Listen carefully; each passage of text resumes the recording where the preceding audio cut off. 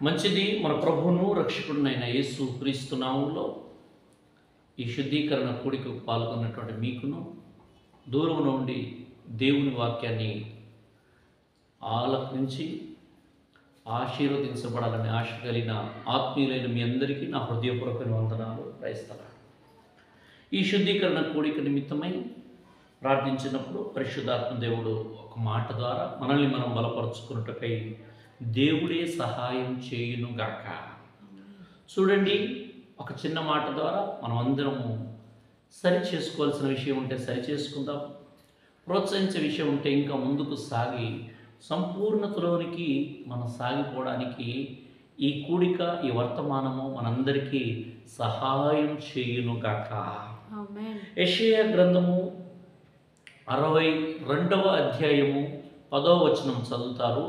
ఒకరు చదువుతుండగా మనందరం శ్రద్ధగా విందాము. దయచేసి రెఫరెన్స్ ఏదంటే రాసుకోండి, దొరకకపోతే దిగులు పడకండి. తరువాతికి ఈ వర్తమానాన్ని మీరు విని బలపడవచ్చు. యెషయా ప్రవచన గ్రంథము 62వ అధ్యాయము 10వ వచనంలోని ఒక చిన్న మాటను నేర్చుకున్నాం. చదవండి. గుమ్మముల ద్వారా రండి రండి, గుమ్మముల ద్వారా మీరు రండి రండి, జనమునకు త్రోవ సిద్ధపరచుడి. జనములకు, అన్య జనమునకు, దేవుని ఎరుగని ప్రజలకు మీరు ఒక మార్గమును, త్రోవను మీరు సిద్ధపరచండి. రాజమార్గమును చక్కపరచండి. రాళ్లను ఏరి పారవేయుడి. పారవేయుడి. హల్లెలూయా. శ్రద్ధగా ఈ మాటలు వినండి. ప్రభువే మనందరితో మాట్లాడును గాక. మహిమ కలిగినటువంటి రాజు ఈ గుమ్మములో ప్రవేశించబోతున్నాడు గనక, గుమ్మములారా మీ తలలు పైకెత్తుకొనుడి అని చెప్పినట్లుగా మీరు రండి. మీరు జనములకు మార్గాన్ని, త్రోవను, ఒక ప్రతిష్ఠితమైనటువంటి మార్గము, ఒక నియమించిన త్రోవ ఉందని వాక్యం సెలవిస్తుంది. ఏ మార్గంలో అయితే ఆ మార్గంలో కాకుండా ఒక ఇరుకు మార్గాన్ని, ఒక నడిపించే మార్గాన్ని, ఒక నడిపింపు అనేటువంటి మార్గము, ఒక క్రమమైన మార్గము, ఒక సమర్పణ కలిగిన మార్గము మనము సిద్ధపరచుదుము కాక. ఈ రోజులలో మనం అటువంటి కృపను అనుభవించి అలాగా మనం సిద్ధపరిచినప్పుడు మనము అన్యజనులకు మార్గాన్ని సిద్ధపరచగలిగితే రాజమార్గాన్ని మనం చక్కపరుచుకుందాము. ఈ రాజమార్గానికి వెళ్ళబోతున్నటువంటి మన జీవితంలో కొన్ని రాళ్ళు, కొన్ని అడ్డు ఆటంకాలు ఉంటాయి. ఆ రాళ్ళు ఉన్నాయి అనే విషయం మనకు తెలిస్తే మొదటగా ఎందుకు పయనం సాగలేకపోతుంది, ఎందుకు పయనం ఆగిపోతుంది, ఎందుకు మన గమ్యాన్ని చేరలేకపోతున్నామంటే మధ్యలో ఏదో ఒకటి అడ్డు, ఆటంకం, అభ్యంతరం. ఆ అడ్డు, ఆటంకం, అభ్యంతరం ఏంటిదో మనం స్పష్టంగా తెలుసుకోగలిగితే, అది మనం గ్రహించగలిగితే, ఎస్, ఎందుకు నేను ఎదగలేకపోతున్నాను, నా వైపు చూడండి, అన్నిటిని ప్రక్కన పెట్టి ఆపివేయండి. కొద్ది నిమిషాలు మాటలు వినండి. దేవుడే మనందరితో మాట్లాడును గాక. ఎందుకు నేను ఆర్థికంగా ఎదగట్లేదు, ఎందుకు నేను ఆత్మీయంగా ఎదగట్లేదు, ఎందుకు నా ఆరోగ్య పరిస్థితిలో మార్పు ఉండట్లేదు, ఎందుకు నేను దినదినము వర్ధిల్లి బలాభివృద్ధి పొందుకోవాల్సిన నేను, మన పితరులేమో నానాటికి రోజు రోజుకు వారు బలాభివృద్ధిని పొందుకొని వారు ప్రయాణం చేయగలిగితే, ఈరోజు నేను, నీవు, మనముగా దేవుని సన్నిధిలో ఎందుకు ఇలాగ నా ప్రయాణము సాగలేకపోతుంది అంటే ఏదో ఒక అడ్డు ఉన్నది. ఎస్, ఈ రాత్రి వేళ అడ్డు ఏంటిదో నువ్వు ఎరిగి గుర్తించి వాక్యం అనే అర్థములో ఆ అడ్డును నువ్వు పసిగట్టి దానిని ఏరి పారవేయగలిగితే ఈ రాత్రి నుంచి నా ప్రభువే నూతన కార్యము నీ కుటుంబంలో జరిగించుగాక. ప్రియమైనటువంటి దేవుని ప్రియులారా, ఈ వాక్యాన్ని వింటున్న నీతో ప్రభు మాట్లాడుతున్న మాట ఏంటిదంటే, చక్కపరచవలసిన మార్గంలో ఏదైనా అడ్డు, ఆటంకము, ఆ ఆటంకం ఏంటిదో ఒకటి గుర్తుపట్టాలి, 2 దానిని తీసుకోవాలి, 3వది దాన్ని అక్కడే ఉంచకుండా, నిర్లక్ష్యం చేయకుండా పారవేయాలి. ఆ మాటలు రాయబడిన మాట ఏంటంటే, గుమ్మములారా, చదవట మాట మళ్ళా, గుమ్మముల ద్వారా రండి రండి, మీరు ఈ యొక్క మందిరం అనేటువంటి ఈ గుమ్మముల ద్వారా మీరు రండి, రండి, మీరు వచ్చేయండి, జనమునకు త్రోవ సిద్ధపరచుడి. మీరు జనములకు, ప్రజలకు, అన్యులకు అందరికీ మీరు ఒక త్రోవను సిద్ధపరచండి. రాజమార్గమును రాజమార్గము, యథార్థవంతుడు నడిచే మార్గం రాజమార్గంలోనికి చక్కపరచుడి. చక్కపరచండి. రాళ్లను ఏరి పారండి. పిల్లలు చక్క కూర్చోండి నాన్న, సిట్ రైట్, చక్క కూర్చోండి డాడీ, చక్క కూర్చోండి, కింద కూర్చోండి మంచిగా. రాళ్లను మీరు ఏరి పారేయండి. ఆ రాళ్ళు ఏంటండి? సంఘానికి వచ్చాము, మందిరానికి వచ్చాము, మారుమనసు పొందాము, బాప్తీసం తీసుకున్నాము, బల్లలో పాల్గొంటున్నాం, మందిరానికి వస్తున్నాం, క్రమంగా సేవలో సహకారిగా ఎంతో ప్రోత్సాహకరంగా ఎన్నో సంవత్సరాలుగా తరములుగా చేస్తున్న ఈ భక్తిలో ఇంకా రాళ్ళు ఏంటిదని భౌతికంగా అనిపిస్తూ ఉంటుంది. కానీ ఆ భౌతికమైనది కాదు. వాక్యం అంటుంది, అక్షరం చంపివేయును కానీ ఆత్మ జీవింప చేస్తుంది. హల్లెలూయా. రాళ్లను ఏరి పారేయండి, రాళ్లను తీసివేయండి. నీ ఎదుగుదలకు అడ్డు వచ్చే రాయి, నిన్ను ఎదిగింపుగా చేసే రాయి, నిన్ను ఇంకా లేవనెత్తకుండా బలపరచబడకుండా ఉండే రాయి ఏదైనా దానిని తీసివేయగలిగితే నీ జీవితంలో మునుపు చూడని వాటిని మునుపటి కంటే అధికమైన మేలుల చేత నింపబడతావు కాక. ఆ రాళ్ళు ఏంటిదో ఈ పూట మనం చూద్దాం. చూడండి, యెహెజ్కేలు గ్రంథము 36వ అధ్యాయము 26వ వచనము. యెహెజ్కేలు 36:26. త్వరగా చదవండి నాన్న, సమయం 8 అవుతుంది. నూతన హృదయం మీకు ఇచ్చేదను, నూతన స్వభావము మీకు కలుగజేసేదను. రాతి గుండె మీలో నుండి తీసివేసి, మాంసపు గుండెను మీకు ఇచ్చేదను. చాలండి. ఏ రాయిని తీసివేయాలి?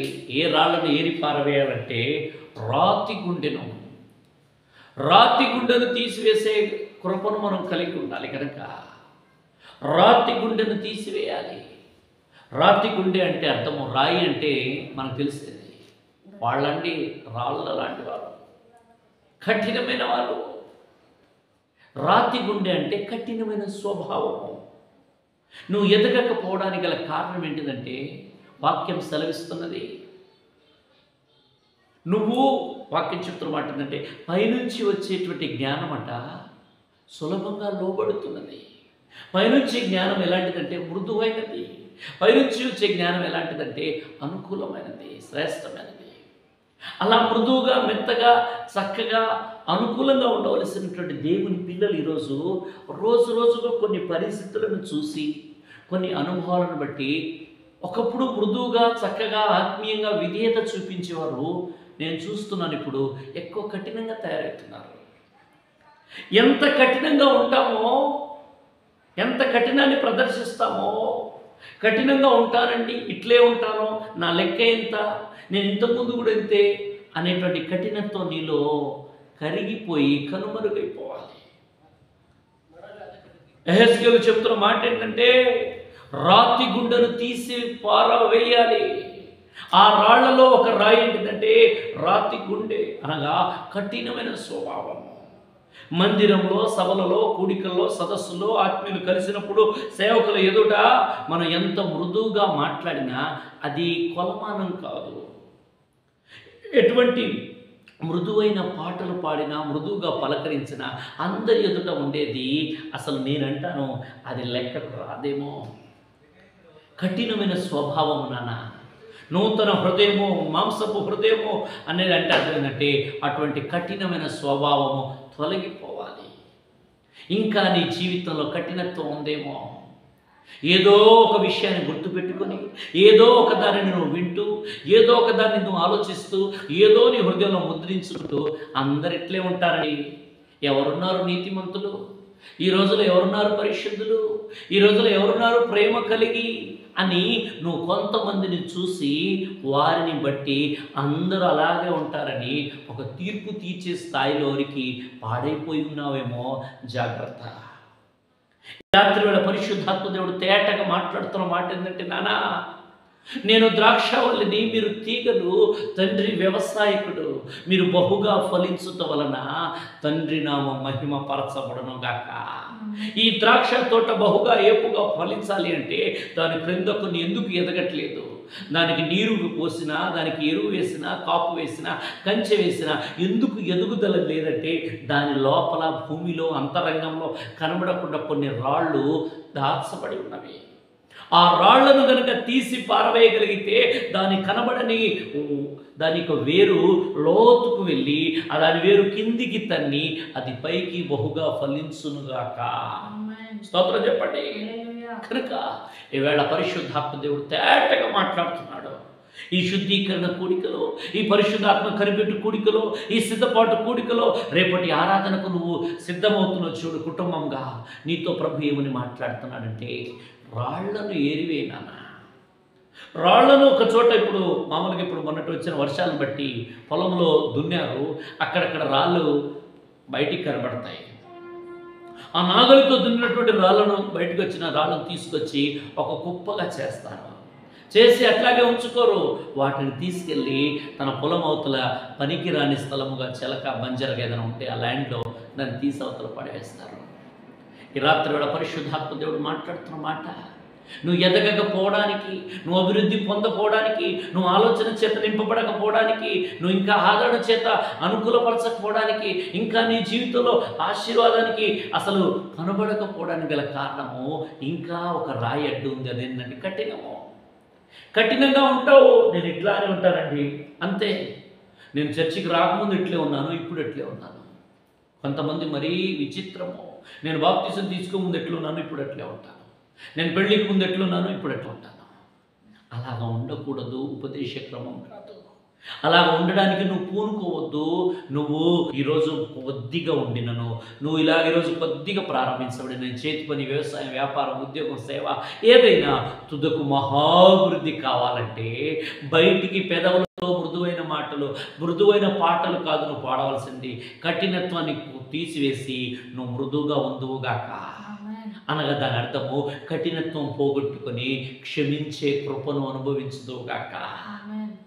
వారు తెలిసి చేసినా తెలియక చేసినా వారిని క్షమించేటువంటి ఆ కృపను అనుభవించినప్పుడు ఆ ద్రాక్ష తోట, ఆ ద్రాక్ష తీగల కింద ఉన్న వేరు తీసివేస్తే అది పైకి ఇంటికి పెరుగుతుంది. కనుక మొదటి విషయం ఏంటిదంటే నాన్న, కఠినత్వం అనే రాతి గుండె. ఈ రాయి ఏం కావాలంటే తీసివేయాలి. ఈ రాయి నీలో ఉంది, కఠినంగానే ఉంటున్నావు. కొన్ని విషయాలు నువ్వు కనబడట్లేదు, కానీ కొందరి ముందు నువ్వు కనబడట్లేదు, కానీ కొన్నిసార్లు ఎవరికి గుర్తుపట్టట్లేదు, ఎవరికి తెలియదు అనుకుంటూ కఠినంగానే ఉంటున్నావు. కఠినంగా ఉండడము అది గొప్పతనం అనుకుంటున్నావు. వామో వాళ్ళండి, వాళ్ళు అట్లే ఉంటారు, వాళ్ళు మారరు, వాళ్ళ మాట అంటే మాటే అన్నట్టుగా నీ గురించి ప్రచారం చెడుగా చేస్తుంటే నువ్వు సంతోషిస్తున్నావు. అమ్మో వారు మాట మార్చరండి, అమ్మో వారు అసలు మార్పు లేదన్నట్టు చెప్తుంటే ఏమనుకున్నావు మరి నేనంటే అనుకుంటున్నావు. ఇది క్రైస్తవుడికి సరిహద్దు కాదు కఠినత్వం. ఇది క్రైస్తవుడు ఆత్మీయుడు పరలోకానికి వెళ్ళాలి, ప్రభుతో సహవాసం చేయాలి, దైవికమైనటువంటి ఇహపరమైనటువంటి ఆత్మ సంబంధమైన మేలుల చేత అలంకరించబడి దేవుణ్ణి మహిమపరచాలనుకుని కూర్చున్నటువంటి సార్వత్రిక సంఘంగా సిద్ధపడుతున్న నీకు సరి అయింది కాదని దేవుని సేవకుడిగా తెలియజేస్తున్నాను. కనుక నెంబర్ 1, రాతి గుండె. ఏ రాయిని వేరాలే, ఏ రాయిని ఏరి పారవేయాలంటే కఠినత్వము. రెండో విషయం చూపిస్తాను చూడండి. యోహాను సువార్త 8వ అధ్యాయము చదవండి. యోహాను సువార్త 8వ అధ్యాయము 7వ వచనం. 7 వారాయనను పట్టు వదలక అడుగుచుండగా ఆయన తల ఎత్తి చూచి, మీలో పాపము లేని వాడు మొట్టమొదట ఆమె మీద రాయి వేయుడి. హల్లెలూయా. ఒక పాపాత్మురాలుగా పట్టబడి వ్యభిచారంలో దొరికిన స్త్రీని తీసుకొని ఆయన రాత్రంతా కూడా ప్రార్థనలో ఉండి ఆయన ఒలీవల కొండ నుంచి దిగి వస్తుంటే వాళ్ళందరూ కలిసి మోషే ఇచ్చినటువంటి ధర్మశాస్త్రాన్ని బట్టి, యూదుల శుద్ధీకరణ ఆచారాన్ని పట్టుకొని వాళ్ళు ఏం చేస్తున్నారు తెలుసా? అసలు మనం ఎందుకు తీర్పు తెచ్చేది? ఈయన దేవుడట, ఆయన ప్రభువట, ఆయన మెస్సయ్య అట, ఆయన గొప్పవాడట, ఆయన రబ్బుని అట, ఆయన బోధకుడట, ఈయన దగ్గరే తెలుసుకుందామని ఆమెను అలాగే వ్యభిచారంలో ఎప్పుడు దొరుకుతుందని పట్టుకొని తీసుకొచ్చేశారు. మంచిగా రండి. అలా తీసుకొచ్చి యేసయ్య ముందు ఈడ్ చేశారు. ఆయన అలా కూర్చున్నారు. జనమందరూ కూడా అల్లరి చేయొద్దు, ఏమొద్దు, డిస్టర్బెన్స్ వద్దు. జనమందరూ కూడా అక్కడే గుమికూడి ఉన్నారు. వాళ్ళ ఆచారం ఏంటిదంటే ఎవరైనా పాపం చేస్తే శిక్షించాలి, ఆ భయమునికైనను ఇంకెవరు కూడా ఎప్పుడు పాపం చేయకుండా ఉంటారని వారు ఉన్నారు. అందరూ కూర్చున్నారు, అందరూ ఎదురుగా ఇట్లా చుట్టూన్నారు. మధ్యలో ఆ స్త్రీని ఉంచారు. యేసయ్య వంగి ఏదో నేల మీద రాసుకుంటూ ఉన్నారు. 7వ వచనంలో అక్కడ రాయబడిన మాట మరలా చదవండి. వారాయనను పట్టు వదలక, ఆయన విడిచిపెట్టట్లే. ఏమంటావు, అసలు కరెక్టేనా, ఇది దైవత్వమేనా, నువ్వు న్యాయాధిపతి అట కదా అని అడుగుతుంటే చదువున్నాను. అడుగుచుండగా ఆయన తల ఎత్తి చూచి, ఆయన వారి వైపు తల ఎత్తి చూచి, మీలో పాపము లేనివాడు మొట్టమొదట ఆమె మీద రాయి వేయవచ్చునని వారితో చెప్పి, ఆయన ఏమంటున్నాడంటే వాళ్ళ ధర్మం అది, వాళ్ళ ఆచారం అది, వాళ్ళ విధానం అది, వారికి వస్తున్నటువంటి అదొక వాడుక. అది ఏంటిది, ఎవరైనా పొరపాటు చేస్తే రాళ్ళతో కొట్టి రాళ్ళతో రువి చంపేది. అటువంటి విషయమై ఆయన అంటున్నాడు, రాళ్ళను ఒక్కొక్కరు ఇట్లా ఏరుతుంటారు. ఎట్లా, ఈమె పాపాత్మురాలు, మనం ఏం చేయొచ్చు అన్నట్లుగా ఇట్లా ఎగరేసుకుంటూ సంతోషిస్తున్నారు. బా, ఇది మంచి ఛాన్స్ అండి. నాకు తెలిసి నాకు ఒక సేవకులు చెప్పారు, అదేంటంటే ఆ యొక్క శిక్షించి దండించేటువంటి ఆ యొక్క సమూహం దగ్గరికి ఎవరైతే రాకుండా ఉంటారో వారు వీరికి అనుకూలంగా ఉన్నట్లుగా వారిని శిక్షిస్తారట. అందుకోసం ఈ ఎవరో పొరపాటు చేసిన దాని కొరకు మేము ఈ పనులలో నిమగ్నమైపోతే ఆ శిక్ష మాకు వస్తుందని ఎన్ని పనులున్నా ప్రక్కన పెట్టేసి పరుగుగా పరుగెత్తుకొని వచ్చి వారు రాళ్ళు రూపడానికి వస్తుంటారు. కనుక అక్కడ రాయబడిన మాట తర్వాత చదువుకోండి. 8-9 వచనంలో చిన్న పిల్లలు మొదలుకొని పెద్దవారు అనగా అన్ని పనులు ప్రక్కన పెట్టేసి వయసు భేదము లేకుండా ప్రతి ఒక్కరు కూడా అక్కడికి వచ్చేసి ఇక్కడ ఇది ఏ రాయి అంటే, బోధకుడా ఇతను ఏం చేసింది, ఈమెం చేసింది అన్నట్టుగా రాళ్లను రువ్వుతూ రాళ్లను ఎగిరేస్తున్నారు. ఇది ఏ రాయి అంటే నేరము మోపే రాయి. స్తోత్రం చెప్పండి. ఇతరుల మీద సులభంగా నేరము మోపే రాయిని ఏరి పారవేయాలి. కొన్నిటిని సరిగా వినము, కొన్నిటిని సరిగా చూడము, కొన్నిటి గురించి మనకు సంపూర్ణ అవగాహన ఉండదు, కొన్నిటి గురించి మనకు అసలు సంబంధమే లేదు. కానీ మన నోటికి వచ్చినట్లుగా మనం ఇతరుల మీద ఏం చేస్తుంటామంటే నేరాలు మోపుతుంటాము. మూలిగే నక్క మీద తాటికాయ పడ్డట్టుగా వాళ్ళు ఎట్లా లేవలేరు, ఏమనలేరు, దూరంలో ఉన్నారు అన్నట్టుగా, వాళ్ళు వింటలేరు, వారు చూడట్లేదు, వారికి తెలియదులే అన్నట్టుగా వారి మీద ఏం చేస్తారంటే రాళ్లను విసురుతూ ఉంటారు. ఆత్మీయుడా, బలపడాలి, దీవెనకరంగా మార్చబడాలని ఆశ కలిగిన నీతోనే ప్రభు మాట్లాడుతున్నాడు. అదేంటిదంటే ఇతరుల మీద నేరాలు మోపకు. మహాత్మా గాంధీ తను ఉన్నటువంటి రోజుల్లో ఎప్పుడు ఒక మాట అనేవారట. అదేంటిదంటే చూసింది సగమే నమ్ము, విన్నది అసలు నమ్మకం.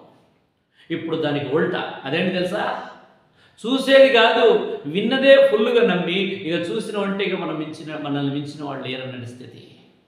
ఈ రాయి ఏంటిదంటే నాన్న, నేరాలు మోపే రాయి. ఎవరో వెళ్తుంటే బండి మీద కూర్చున్నారనుకోండి, అలా చూసామో ఏదో లిఫ్ట్ అడిగారో ఏదో వెళ్ళారనుకోండి, చిన్న విషయం ఫస్ట్ అంతే, మనం వారిని ఏదో అనుకుంటాము, ఏదో ఫోన్లో మాట్లాడుతున్నారు, ఏదో విషయమో, ఏదో అవసరతో, ఏదో ఇదో ఇదంతే. ఈ పచ్చ కామెడలు కలిగినటువంటి వారికి లోకమంతా పచ్చని కనబడుతున్నట్లుగా వాళ్ళు చూసారా, ఎవరైనా చెప్పారా, లేనిదానే ఉన్నట్టుగా కొంచెం పెద్దదిగా అనవసరమైనది అవసరంగా ఎవరైనా చేస్తుంటారో ఇటువంటి దానిని పట్టుకొని ఇతరుల మీద నేరాలు వేస్తారు. ఆమె మీద వీరు నేరాలు మోపుతున్నారు. ఏమని తెలుసా, 9వ వచనం చూడండి. వారా మాట విని పెద్దవారు మొదలుకొని చిన్నవారి వరకు ఒకరి వెంట ఒకడు బయటికి వెళ్ళిరి. యేసు ఒక్కడే మిగిలేను. చాలండి. యేసు అంటున్నాడు, వారు అసలు పట్టు వదలక అంటే విసిగిస్తున్నారు. ఏమంటావు నువ్వు, అసలు నువ్వేమంటావు చెప్పు, నీకోసం మేము వెయిట్ చేస్తున్నాము, లేకుంటే మాకు తెలియదా అని పట్టు వదలక విసిగిస్తుంటే, రాళ్ళు తెచ్చుకున్నారా, తెచ్చుకున్నామయ్యా, మంచిగున్నాయా, బలంగా ఉన్నాయి, కొచ్చగా ఉన్నది, చాలా షార్ప్గా ఉన్నది, అవునా, వెరీ గుడ్. అయితే మీరేం చేయండి తెలుసా, రాళ్ళు తెచ్చారు, ఈమె పొరపాటు చేసింది, నేను కాదంటలేను. కానీ మీలో పాపము చేయనివాడు, మీలో పాపము లేనివాడు మొదటి రాయి ఆమె మీద వేయమన్నాడు. అప్పుడు వారు, ఒరే నేను పాపం చేయకపోవడం ఏంటిది? ధర్మశాస్త్రం ఏం చెప్తుంది? నేను ఆశించగలేదా? అబద్ధం ఆడలేదా? ఇలాగ మోహపు ఇతరులది కోరుకోలేదా? నేను దేవుని నామాన్ని వ్యర్థంగా ఉచ్చరించలేదా అని ఆజ్ఞలన్నీ తెలిసిన వారు కనుక వారు వాటిని పట్టుకొని వాటిని తీసుకొని నేను కాదు అని ఒక రాయి వేశారు. ఇంకొక ఆయన, వామ్మో నేను ఇంటికాడ సరిగ్గా లేను నేనని ప్రతి ఒక్కొక్కరు రాళ్ళు వేస్తే ఆ రాయి అక్కడ కుప్పగా మార్చబడింది.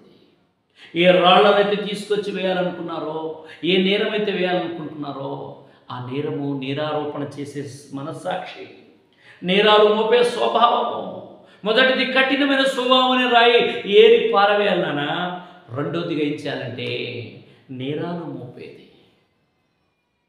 జరిగేది ఘోరంతే, కానీ చెప్పేది చూపించేది కొండంత. అంతగా స్థాయిలోనూ దిగజారకూడదు. అది ఆత్మీయుడిగా ఉన్నటువంటి, ఆత్మీయురాలుగా ఉన్నటువంటి నీకు ఇది సబబు కాదు. విన్నామా? ప్రభు చూసుకుంటాడే. చూసామా? దేవునికి స్తోత్రం ఉన్నట్టు వదిలేయాలి తప్ప ప్రతి దాని మీద, ప్రతి ఒక్కరి మీద నేరాలు మోపకూడదు. నేరాలు మోపే స్వభావము ఎవరిది తెలుసా? ఆత్మీయుడిది కాదు, అపవాదిది. ఈ నేరాలు మోపేటువంటి స్వభావం ఏం కావాలంటే ఏరి పారవేయాలి. అలా పారవేసే కృపని కలిగినప్పుడు, అలా పారవేయగలిగిన స్థితిలో ఉన్నప్పుడు ద్రాక్ష తీగదున్న నీవు బహుగా ఫలించుదువుగాక. మరొక మాట చూద్దాం ముందుకెళ్ళి. అదే యోహాను సువార్త చూడండి, 11వ అధ్యాయము, యోహాను సువార్త 11వ అధ్యాయము 39వ వచనం చదవండి. యోహాను సువార్త 11:39. యేసు రాయి తీసివేయుడని చెప్పగా, యేసు రాయి తీసివేయుడని చెప్పి చనిపోయిన వాని సహోదరి అయిన మార్త, ప్రభువా. చాలండి.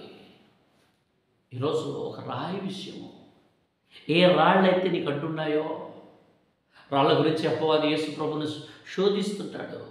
ఏమయ్యా, నువ్వు దేవుని కుమారుడు అయితే ఈ రాళ్లను రొట్టెలుగా చేసి తినలేవా? ఈ రాళ్ళ ద్వారా పోషించలేవంటే అంటాడు, మనుషుడు రొట్టె వలన కాకుండా దేవుని నోట నుండి వచ్చు ప్రతి మాట వలన జీవించును గాక. హల్లెలూయా. రాళ్ళ గురించి ఆయన అంటాడు, రొట్టెను అడిగితే రాయినిస్తాడా? చేపను అడిగితే పామునిస్తాడా?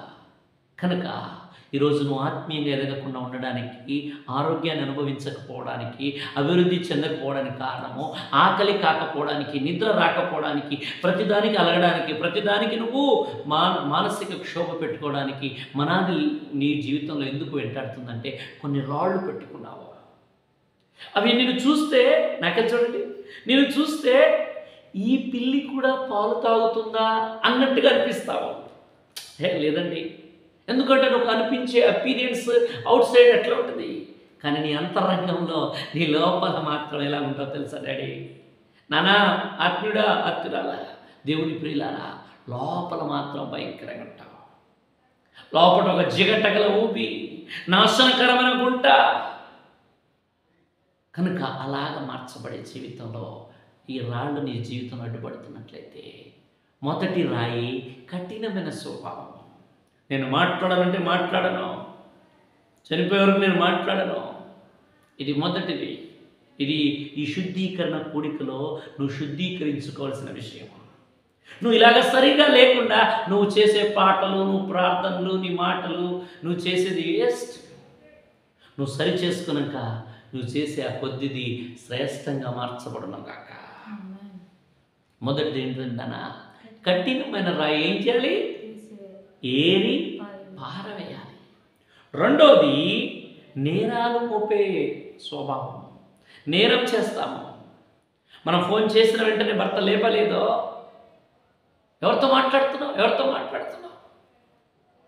ఎందుకు మాట్లాడలేదు? అక్కడ ట్రాఫిక్లో ఉన్నాడా, బండి మీద ఉన్నాడా, వేరే కాల్ వచ్చిందా, మరి ఫోన్ పక్కన పెట్టిండా, మరి బ్యాగులో పెట్టుకున్నాడా, అక్కడ ఎట్లుందో, ట్రాఫిక్ ఎట్లుందో, అట్లా ఇదే లేదు.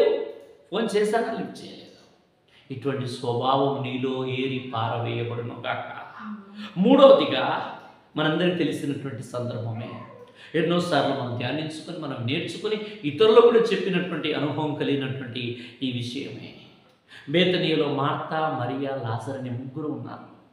లాజరు చనిపోయాడు, లాజరును సమాధి చేయబడ్డది. లాజరు విషయమై ప్రభుకు వర్తమానం వెళ్ళింది. ఆయన ఆలస్యం చేశారు, తిరిగి వచ్చారు. ఆలస్యం చేసి ఆయన వచ్చినప్పుడు ఇక వాళ్ళందరూ కలిసి బాధపడుతుంటే వారి నిమిత్తమై ప్రభు కన్నీరు కార్చారు. కన్నీరు కారుస్తూ వారు ఆదరించిన ఇంకా ఒక్కసారి అమ్మా ఇక్కడ దాకా వచ్చాను కదా, ఒక్కసారి సమాధానం వెళ్దారా అంటే వాళ్ళు అంటున్నారు, వద్దయ్యా ఎస్ఐయా వద్దు, ఇక్కడ దాకా వచ్చారు చాలు. లేదమ్మా ఇక్కడ దాకా వచ్చాను, కనీసం సమాధానికి వెళ్దాం. మన దగ్గర ఇప్పుడు అంటారు కదా, సమాధి తర్వాత వచ్చి కనీసం కొవ్వొత్తులను వెలిగించుదాము, పూలను చల్లిద్దాము, అక్కడ పోయిన ప్రార్థన చేద్దాము, అక్కడన్నా చూసి మనం కాసేపు ప్రార్థన కలిగి చేసేద్దాం అంటాడు చూడండి. ఇదంతా కూడా అవసరం లేనిది. ఇప్పుడు చనిపోయిన తర్వాత నువ్వు ప్రార్థన చేసినా చేయకపోయినా వారికి ఏం కలగదు.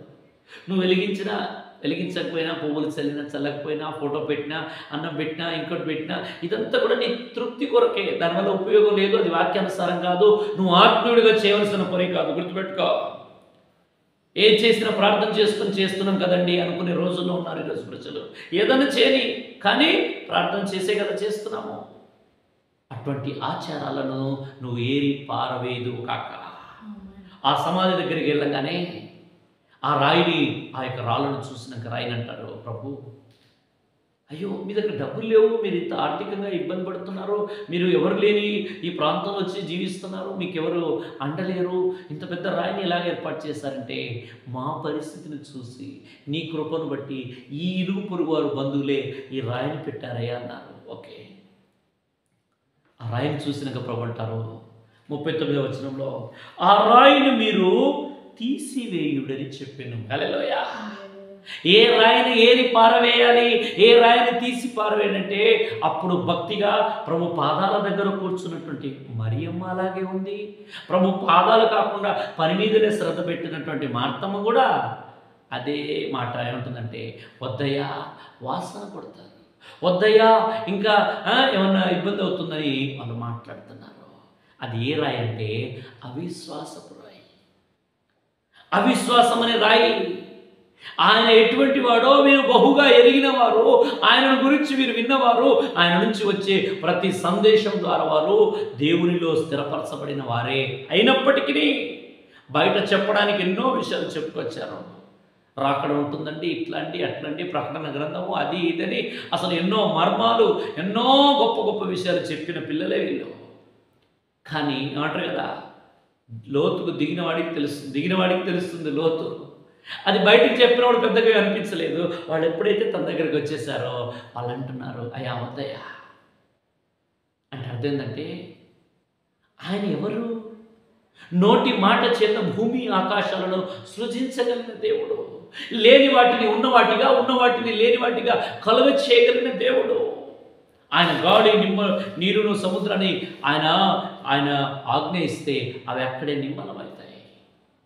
ఆయన రాయి తీసివేయండి అమ్మా, రాయి తీసివేయండి అంటే వీరిచ్చేటువంటి ఒక వర్తమానమే యేసు ప్రభుకు సందేశం ఇస్తున్నారు. అయ్యా వద్దు అట్లా ఎట్లంటే తీరా అని అంటున్నారు, నీవు నమ్మిన ఎడల దేవుని మహిమను చూతువుగాక.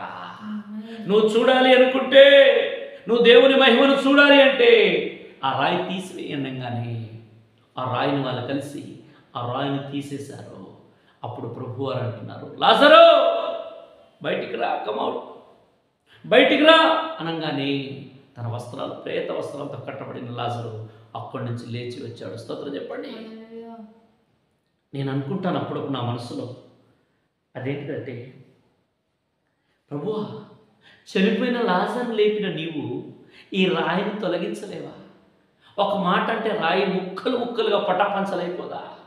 ఆ రాయి ఎక్కడ కనుమరుగైపోదా అంటే ప్రభు ఏమంటాడు తెలుసా, అలా అనగలను, కానీ ఎవరైతే తెచ్చిపెట్టుకున్నారో వారే తీసివేయాలి. అది అవిశ్వాసం అనే రాయి. ఇంకా లోపల లాజరు, బయట యేసు ప్రభు, మధ్యలో అవిశ్వాసము. బయట యేసు ప్రభు యేసయ్య, లోపల అద్భుతం జరగాలి అంటే మధ్యలో ఎవరున్నారు? రాయి. అదేంటిదంటే అవిశ్వాసం. నరుల కష్టం వలన ఆశీర్వాదం అధికం కాదు నాన్న. యెహోవా ఆశీర్వాదమే ఐశ్వర్యం ఇస్తుంది. ఎందుకు ఆరాధనకు దూరంగా ఉంటున్నావు? ఎందుకు ఆరాధనను పోగొట్టుకున్నావు? ఎందుకు ఆరాధనలో పాల్గొనలేకపోతున్నావు అంటే, అయ్యా రెక్కాడుతూనే కదా డొక్కాడుతుంది, చేయకపోతే ఎట్లానయ్యా అనేటువంటి కొన్ని విషయాలు చెప్పుకుంటూ తిరుగుతున్నావేమో. నీ జీవితంలో అద్భుతం జరగడానికి సిద్ధంగా ఉంది. యేసయ్య సిద్ధంగా ఉన్నారు, కానీ మధ్యలో ఒక రాయి పెట్టుకున్నావు. మధ్యలో ఒక రాయి ఉంది, అదేంటంటే అవిశ్వాసపు రాయి. విశ్వాసివే సంవత్సరాలుగా విశ్వాసం గురించిన మాటలు తెలుసు, పాటలు తెలుసు, ఎన్నో విషయాలు నువ్వు బహుగా ఎరిగిన వ్యక్తివే, కాదంటలేను. విశ్వాసం గురించిన రెఫరెన్స్ తెలుసు నీకు, విశ్వాసం గురించినటువంటి అనేకమైన విషయాలు పుస్తకాలు కూడా తెలుసు, విశ్వాసం గురించిన వర్తమానాలు ఎన్నో విని ఉన్నావు. ఈ రాత్రి వేళ పరిశుద్ధాత్మ దేవుడు నీతో తేటగా మాట్లాడుతున్న మాట ఏం తెలుసన్నానా? నీ జీవితంలో అద్భుతం సిద్ధంగా ఉంది. ఎక్కడో లేదు. యేసు ప్రభుకు సమాధికి ఎంత దూరం ఉంటుంది? మేబీ కిలోమీటర్ ఉంటుందా, 2 కిలోమీటర్లు ఉంటుందా? దగ్గరే, ఎదురుగానే, అవునా కదా? కానీ మధ్యలో ఏముందంటే ఒక రాయి బోర్లించి ఉంది, ఒక రాయి అడ్డుగా ఉంది. ప్రభు అంటున్నారు, డాడీ, నానా, అమ్మా, నీ జీవితంలో ఒక అద్భుతం జరుగును గాక. ఒక ఆశ్చర్యకార్యం సిద్ధపరచబడి ఉంది, క్షణాల్లో జరిగిపోతుంది అంతే. లాజరు బయటికి రమ్మన్నాక ఎన్ని గంటల తర్వాత వచ్చాడు, ఎన్ని సంవత్సరాల తర్వాత వచ్చాడు లాజరు? అలా మాట విడుదల అవుతుంది. వాక్యము వెల్లడి అవుట తోడనే వెలుగు కలిగినట్లుగా మాట బయటికి రిలీజ్ అయింది. లాజరు అక్కడి నుంచి లేచి బయటకు వచ్చాడు. హల్లెలూయా. నీ జీవితంలో అటువంటి మేలు చేయడానికి ప్రభు నీ ఎదుటగానే ఉన్నాడు. నిన్నే ఒక అద్భుతంగా చనిపోయి, ఆయన భౌతికంగా చనిపోయాడు, ఈరోజు నువ్వు ఆత్మీయంగా చనిపోయి ఉండొచ్చు. ఆయన ఒక 4 రోజులుగా అందులో ఉండొచ్చు, ఇవాళ ఒక 40 సంవత్సరాలుగా నువ్వు అలాగే చనిపోయి ఉండొచ్చు. ఆయనను భయపడకు, ఆయనను దిగులు పడకు, నువ్వు అక్కడి నుంచి మరలా లేపబడబోతున్నావు. హల్లెలూయా. ఆ సమాధి, ఆ దుఃఖము, సమాధి అంటే చావు, మరణము, కన్నీరు, వేదన, ఇరుకు, ఆ అనుభవంలోనే ఉండిపోతావు అనుకోకు. అక్కడి నుంచి నిన్ను నా ప్రభు సమాధిలోనే ఉన్నాను కదా, ఇదే నా జీవితం, ఇదేనా అనుకోకు. అక్కడి నుంచి కూడా ప్రభు లేపగలడు. హల్లెలూయా. అక్కడి నుంచి కూడా లేపగలడు. కానీ నాన్న, ఆయన అక్కడికి కూడా వస్తున్నాడు. ఆయన ఇప్పుడు ఎక్కడున్నాడు? సమాధి అంటే సంతోషం కాదు కదా. సమాధి అంటే వేదన, కన్నీరు, మరణము, దుఃఖము, అసలు వర్ణించలేనటువంటి ఆ బాధ దగ్గరికి ఆయన వచ్చారు. ఈ రాత్రి నీ ఎదుర నువ్వు ఒక సమాధి అనే అనుభవంలోనికి, అనగా నువ్వు ఒక దుఃఖము, వ్యాధి, అప్పు, నిందలు, అవమానము, నిట్టూర్పులు, ఇటువంటి అనుభవంలోనే నువ్వు ఉండిపోతే ఇక లేవలేరు, అయిపోయింది. అందరూ ఏమనుకుంటున్నారు? బేతనీయలో ఇక లాజరు చనిపోయాడండి, 2 అక్క చెల్లెలు, అవునా కాదా? పరిశుద్ధాత్ముడు నూతన కోణంలో మాట్లాడుతున్నాడు. జాగ్రత్తగా ఉపదేశాన్ని గుర్తుపట్టు. ఇక అయిపోయింది, ఇక నీ పని అయిపోయిందండి అని అనుకుంటూ అక్కడే ఉన్నారు. ఎప్పుడు పని అయిపోయింది అనుకుంటారో, ఎప్పుడు నా వల్ల కాదు, నేను చేయలేను అని నువ్వు అనుకుంటున్నావో, అప్పుడే నా ప్రభు నిన్ను లేపును గాక. అయితే ఇక్కడ చేయవలసిన ఒక ఆశ్చర్యకరమైనటువంటి పని ఏంటంటే, అవిశ్వాసం అనే రాయిని తీసివేయి. ఆ అవిశ్వాసం అనే రాయి నీలో నుంచి వెళ్ళిపోతే, అవిశ్వాసం అనే రాయిని ఏరి, ఎక్కడుంది? నీ ఎదురుగా ఉందా? చూసుకో. దానిని ఏరి పారవేయగలిగితే ఈరోజే, ఈ రాత్రే నా ప్రభు అద్భుతములు చేయును గాక. అందుకు నీ సిద్ధమేనా? మొదట మూలవచనం అంటుంది, గుమ్మములారా మీరు లోపలికి రండి, రాజమార్గానికి మీరు చక్కపరచండి, రాళ్లను ఏరి. దేన్ని వేరాలి? ఇంకా నీ జీవితంలో అన్నం తింటున్నాము, ఒక్క చిన్న రాయి నోట్లో వస్తే ఎట్లా ఉంటుందండి? ప్రయాణం చేస్తున్న గాలిదుమ్ము ద్వారా ఏదో రీతికి ఒక చిన్న రాయి కంట్లో పడితే ఎట్లా ఉంటుందండి? ఒక రాయి ఉంటే ఎట్లుంటుందండి? కనుక భౌతికంగా శరీరంలోని ఒక రాయి కట్లా ఉంటే ఎంత బాధపడతామో, అటువంటి నీ ఆత్మీయ జీవితంలో రాళ్ల చేతలో ఇలా ఉన్నట్లయితే ఆయనే ఆ రాయలను గురించి మాట్లాడుతున్నాడు. అమ్మా, ఆ రాళ్ళని ఏరి పారవేదు గాక. నేను సిద్ధంగా ఉన్నాను, నేను ద్రాక్షవల్లి, నేను తీగను, నేను బహుగా ఫలించాలి. నిజమే, నాలో ఈ రాళ్ళు ఉన్నాయి, నేను తెలుసు. నాకు మా బంధువులు, మా స్నేహితులు, మా పాస్టర్ గారు, మా విశ్వాసులు, మీరు నాకు ఎన్నోసార్లు చెప్పారు, ఇంత కఠినంగా వద్దమ్మా, ఇంత దుఃఖము, ఇంత వద్దు అని చెప్పిన నువ్వు అలాగే ఉన్నట్లయితే ఆ రాళ్లను ఏరి పారవేయి. ఈ 3 రకమైన రాళ్లను తీసివేయి. 1 కఠినమైన రాయి, 2 ఇతరుల మీద ఈజీగా సులభంగా భయపడకుండా ఎంత లావు మాట వస్తే అంతలావుగా నేరారోపణ చేసే రాయి, 3వదిగా అవిశ్వాసం అనే రాయిని నువ్వు తీసి పారవేసి చూడు. ఈ రాత్రి ఆ పని చేయి. రేపు ఉదయం ఆరాధనకు వస్తుండగానే నీవు నూతనమైన కృపచేత నింపబడి మందిరానికి వచ్చుదువు కాక. అందుకు నీ సిద్ధమే అయితే మోకరించు, ప్రార్థన చేసుకుందాము. మోకరించగలిగిన వారు పనిచేసి కనుక ఈరోజు ప్రభు మాట్లాడుతున్న మాటలు మీరు ఒకసారి గమనించండి. ఆ యొక్క రాళ్ల విషయంలో ఒక తీర్మానం చేసుకుందాము. కృపా కనికరం కలిగిన మా తండ్రి, జీవం కలిగిన మా యేసయ్యా నీకు వందనాలు. అయా మమ్ములను రాజమార్గానికి సిద్ధపరుస్తున్న మా తండ్రి, ఏ రాళ్ళైతే మాకు అడ్డుగా ఉన్నాయో ఆ